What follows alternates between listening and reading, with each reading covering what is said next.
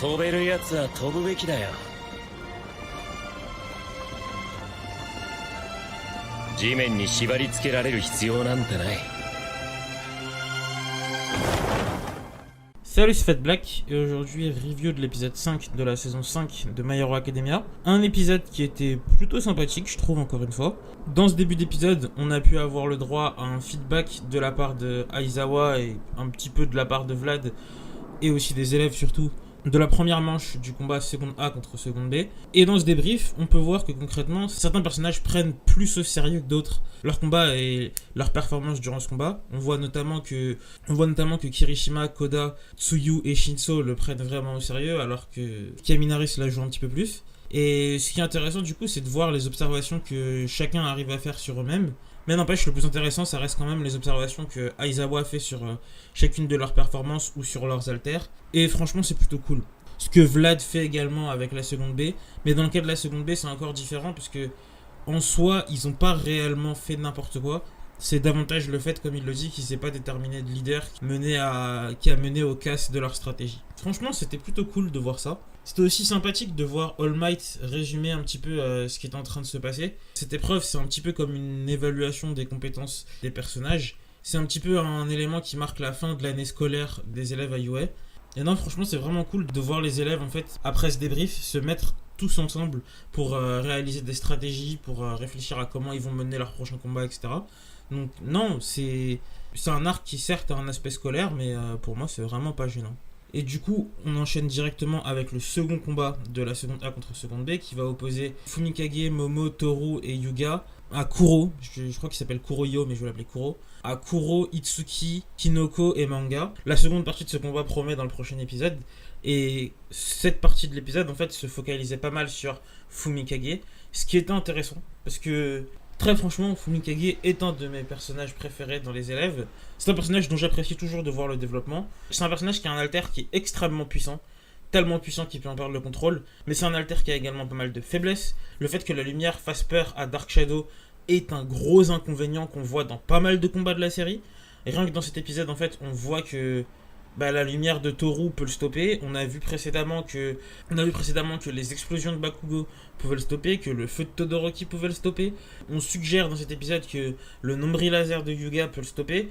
Et du coup, ouais, c'est un alter qui est certes très puissant, mais qui a pas mal de faiblesses. Et ce qui est appréciable en fait dans la série, c'est de voir Fumikage tenter de combler et pallier à toutes ses faiblesses.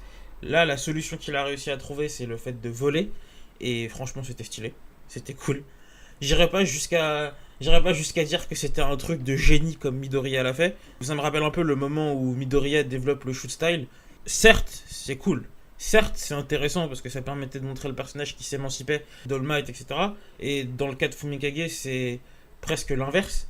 Là, Fumikage se rapproche de son mentor qui est Hawks. Et d'ailleurs, c'était une relation très intéressante qui est développée. Il cherche à se rapprocher de lui en développant une nouvelle technique et en sortant un petit peu de sa zone de confort, tout en y allant, parce que le fait de voler pour un mec qui a une face de corbeau, je suis désolé, ça me paraît logique. Du coup, non, franchement, c'est cool, mais c'est pas non plus un truc exceptionnel, c'est quelque chose qu'il aurait pu imaginer bien plus tôt, et ça lui a pas demandé, je pense, un entraînement incroyable. C'est juste, comme l'a dit Izuku, en final, il fallait juste avoir l'idée.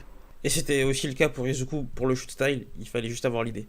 Après, en soi, ça demande pas un entraînement incroyable pour renforcer la technique pour Izuku aussi, mais bon, voilà. Et pour ce qui est du coup de la relation entre Hawks et Fumikage, ce qui est cool en fait, c'est que ça complète quelque part certains éléments de la série. Comme je le disais dans la review du second épisode, Hawks est quelqu'un qui arrive à avoir des informations. On n'avait pas vu énormément comment il faisait pour en avoir, et là du coup, on a pu voir que par exemple, le simple fait de prendre un stagiaire dans son agence était un moyen pour lui d'obtenir des informations sur le SCA. Et non, franchement, c'est cool de voir un petit peu comment il fait pour choper ces informations. Après, pour Fumikage, c'était aussi cool. Comme je le disais, j'aime voir le développement du personnage. Et c'était cool, en fait, de voir que sa frustration était le moteur de son amélioration. Je kiffe ce perso. J'ai aimé le voir se battre dans ce combat contre Kuro. Concrètement, et lui aussi, une des nouvelles faiblesses de Fumikage. Ce qui fait que le personnage a vraiment, vraiment pas de chance.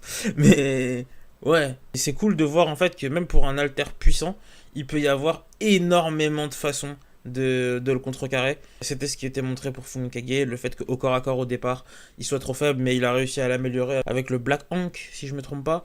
Et là, le fait qu'il soit pas assez mobile, bah, il l'a pallié avec le fait qu'il soit capable de voler. Et j'apprécie vraiment de voir le personnage s'améliorer dans ce sens.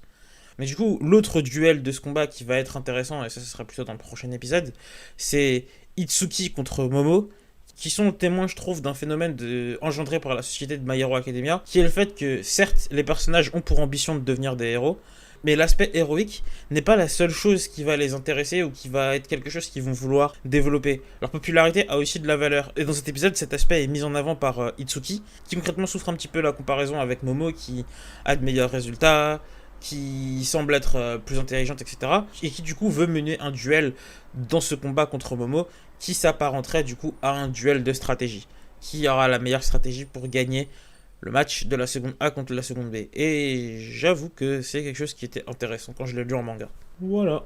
Donc voilà, c'est tout ce que j'ai à dire pour cet épisode. Du coup, je vous dis likez si vous aimez, dislikez si vous aimez pas, abonnez-vous si vous voulez, partagez si vous le sentez, mais surtout commentez. Et n'hésitez pas à rejoindre mon Discord si vous voulez parler de My Hero Academia, To Your Eternity, Mushoku Tensei, Some Spider So What ou bien d'autres mangas. Et voilà, je vous dis salut les gens.